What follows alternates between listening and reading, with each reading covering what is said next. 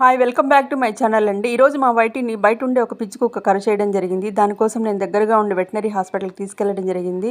దాని ఊండికి ఒక ఆయింట్మెంట్, తర్వాత పెయిన్ కోసం ఒక ఇంజెక్షన్ అయితే ఇవ్వడం జరిగింది. అదేవిధంగా మా వైటీ పుట్టి 3 మంత్స్ కంప్లీట్ అయిన సందర్భంగా ఒక వ్యాక్సినేషన్ అయితే తీసుకోవడం జరిగింది. మామూలుగా మన ఇంట్లో పెంచుకునే పెంపుడు జంతువులకి 1 ఇయర్ లోపల, 3 ఇయర్స్ లోపల డాక్టర్ సలహా మనకు వివిధ రకాలైన వ్యాక్సినేషన్ ఇవ్వడం జరుగుతుంది.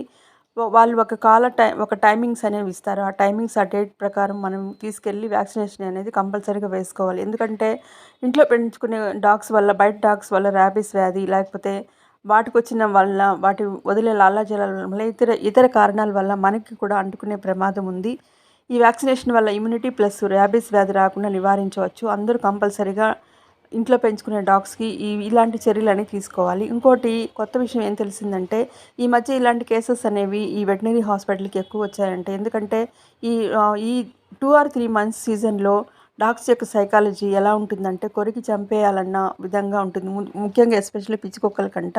కాబట్టి పెంపుడు జంతువుల్ని టాయిలెట్ తీసుకెళ్ళేటప్పుడు దగ్గరకు తీసుకురండి. అదేవిధంగా వీధిలో ఎనీ ప్రమాదంలో ఉండే డాగులను కూడా మనం ప్రొటెక్ట్ చేయాలి. Thank you for watching my video, and for more videos please like, do subscribe, share. Thank you one and all.